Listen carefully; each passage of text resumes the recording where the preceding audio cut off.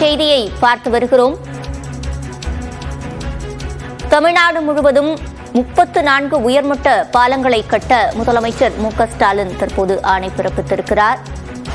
18 மாவட்டங்களில் இந்த பாலங்களை கட்டுவதற்கு முதலமைச்சர் மு.க.ஸ்டாலின் உத்தரவு பிறப்பித்திருக்கிறார்.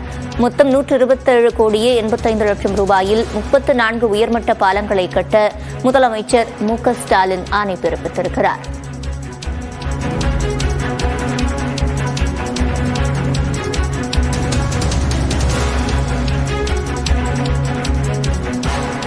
தமிழ்நாடு முழுவதும் 34 உயர்மட்ட பாலங்களை கட்ட முதலமைச்சர் மு.க.ஸ்டாலின் உத்தரவு பிறப்பித்திருக்கிறார். மொத்தம் 18 மாவட்டங்களில் இந்த பாலங்களை கட்டுவதற்கு முதலமைச்சர் ஆணை பிறப்பித்திருக்கிறார். குறிப்பாக 177 கோடியே 85 லட்சம் ரூபாயில் இந்த பாலங்கள் கட்டப்பட உள்ளன. கூடுதல் விவரங்களை செய்தியாளர் சுபாஷிடம் கேட்கலாம். சுபாஷ், முழுமையான விவரங்கள்.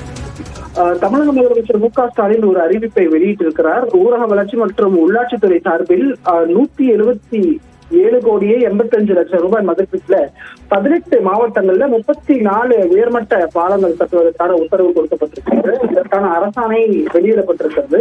பாலங்கள் கட்டுமான பணிகள் உடனடியாக தொடங்கப்படும் எனவும் அறிவிக்கப்பட்டிருக்கிறது. 2024-25 ஆண்டில் உங்கள் தொகுதியில் முதலமைச்சர் திட்டத்தின் கீழ் பெறப்பட்ட மனுக்கள், முதலமைச்சர் அவர்களின் அறிவிப்பை மற்றும் வெள்ள பாதிக்கப்பட்ட பகுதிகள் மற்றும் இணைப்பு வசதிகள் இல்லாத குடியிருப்பு பகுதியிலும் தேவைப்படும் உயர்மட்ட பாலங்கள் முன்னுரிமைப்படுத்தப்பட்டு 18 மாவட்டங்கள்ல 1977 மீட்டர் நீளம் உள்ள 34 உயர்மட்ட பாலங்கள் 177.85 கோடி ரூபாய் மதிப்பீட்டில் கட்டுவதற்கான தமிழ்நாடு அரசு நிதி ஒதுக்கீடப்பட்டிருப்பதாகவும், அதுல கோவை, கடலூர், திண்டுக்கல், தருமபுரி, ஈரோடு, கிருஷ்ணகிரி, அதே போல மதுரை, நாமக்கல், சேலம், அங்க இருக்கக்கூடிய ஆத்தூர் ஆகிய பகுதிகளிலும் நீலகிரி,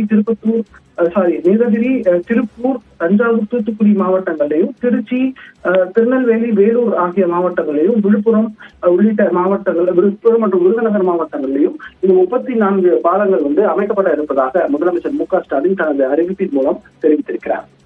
விவரங்களை வழங்கியமைக்கு நன்றி சுபாஷ்.